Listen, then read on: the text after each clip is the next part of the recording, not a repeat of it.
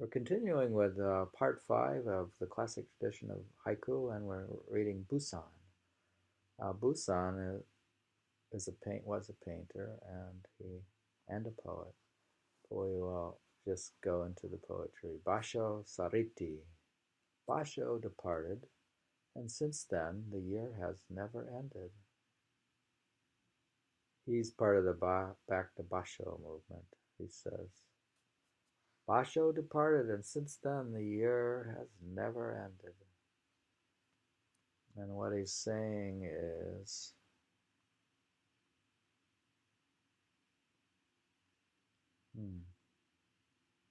this is, it's a venerable Basho. It's a homage to Basho, veneration of Basho. He was about 17 years younger than, is it Basho or, I'm not sure, but maybe I'm wrong. I don't know. We'll check that. Anyways, the next poem is Furuki no. In an old pond, a frog ages while leaves fall.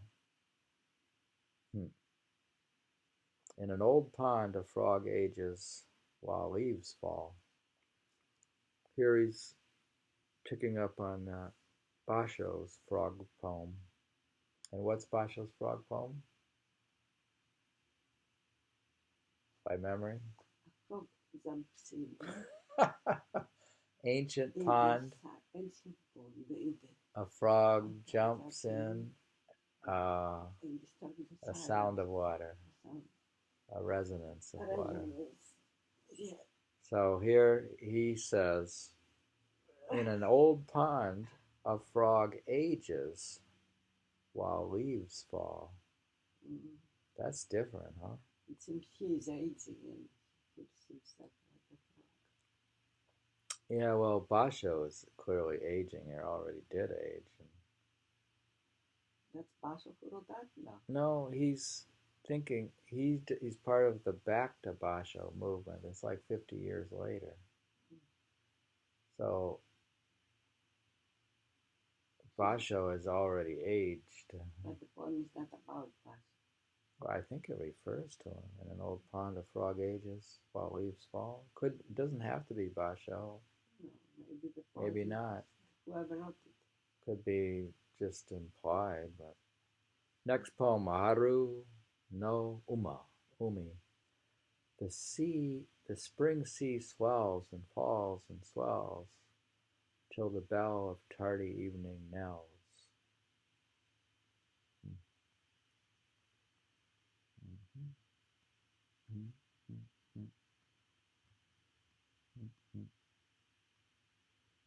Written at Matsushima, where he followed Basho's footsteps.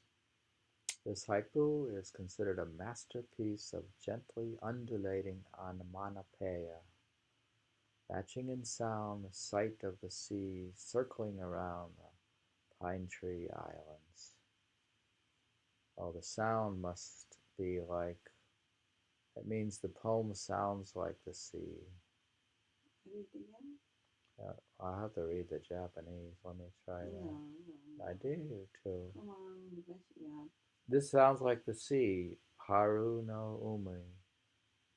Hini mosu notari kana. The sea, the spring sea swells and falls and swells until the bell of tardy evening knells. Haru Sami, new poem, Maya.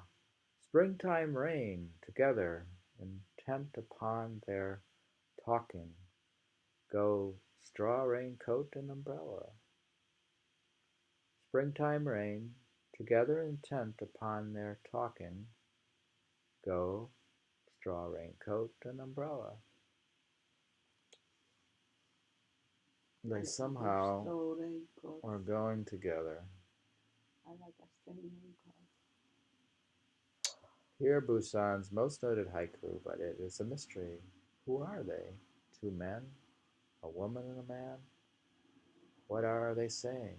Mino are worn by country folk and Kasa are carried by city people. The discrepancy adds to the puzzle of two unlikely people sharing the same rainy moment. Something's going on. And we don't know because apparently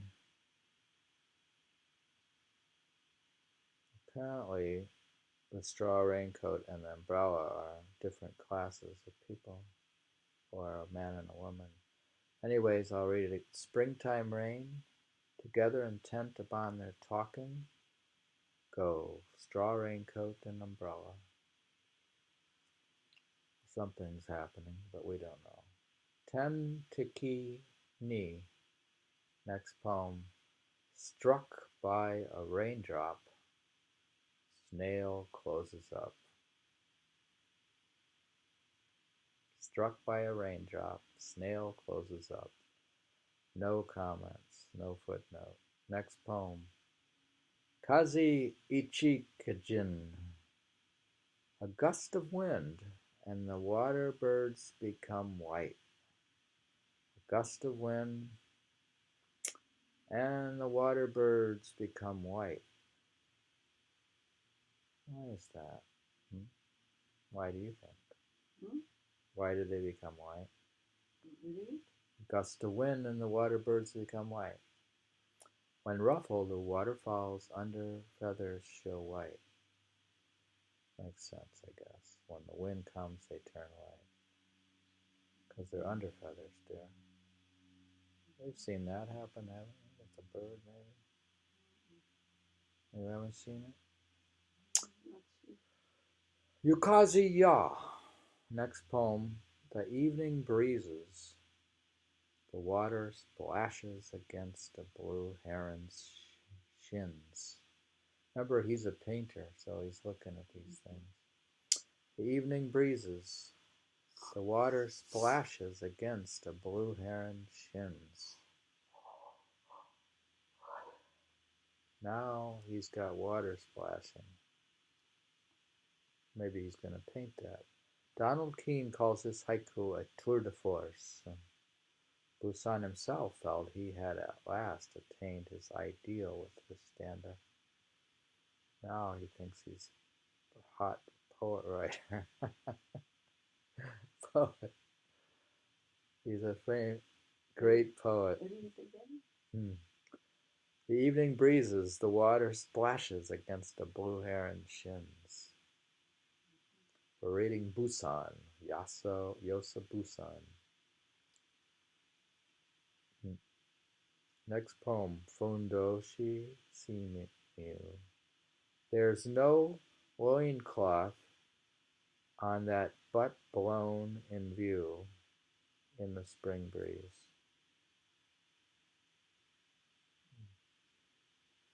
Next poem, Michiko no. To see him was to love, if only he would come out again for the temple rites. To see him was to love, if only he would come out again for the temple rites. What they're talking about here. Technically, this is not a haiku, since it lacks a giko, which is a seasonal word. Kigo, seasonal word. It can't be a haiku without a seasonal word. So all our haikus are not haikus. Yeah, we failed to write haikus. We failed. Shiguru ru ya. Overcome by this cold falling rain, how very similar my life to my old friends. Overcome by this cold falling rain, how very similar my life to my old friends. He's thinking his life is basically similar to another one, another friend's life. His old friend, the old friend or departed one. Kojin is Soji. Soji, I believe, is another poet and an old friend. So he's saying his life was similar to Sogi's.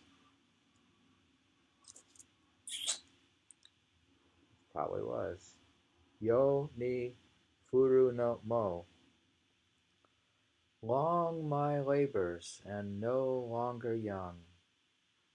I remain even now like Sogi on the move.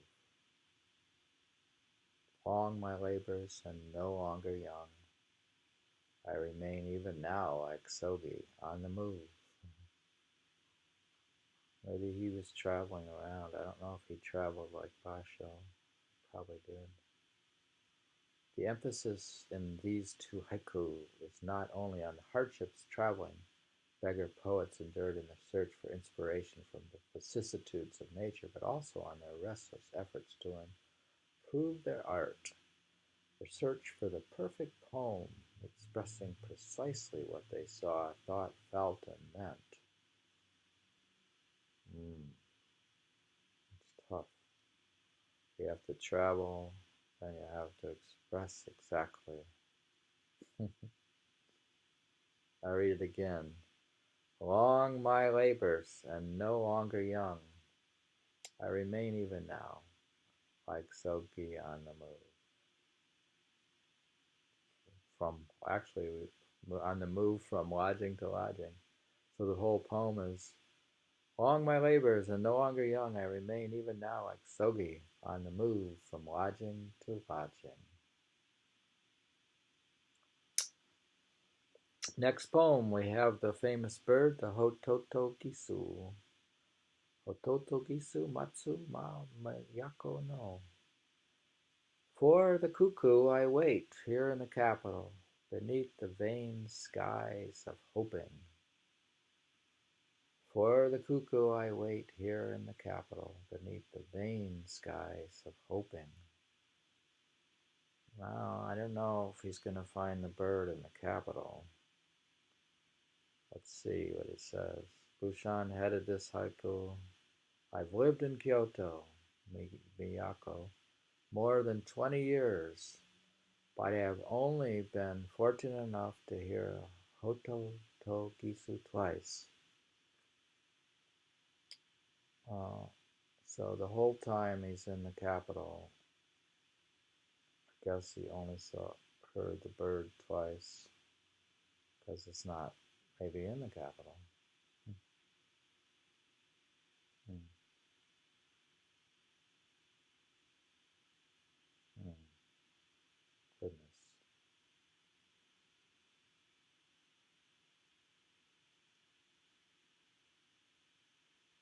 That one is again for the cuckoo. I wait here in the capital beneath the vain skies of hoping.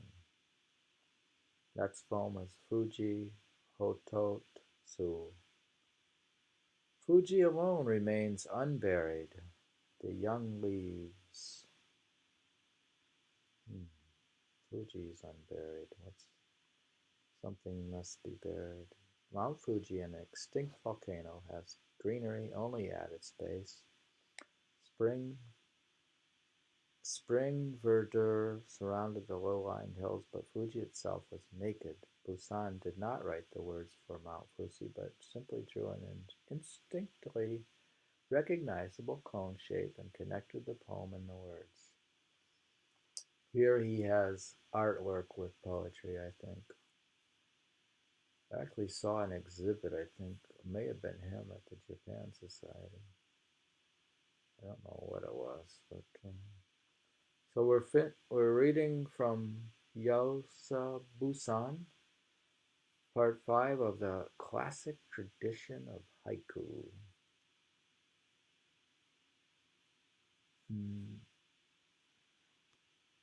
Can't believe we come to 2 sessions. Yeah.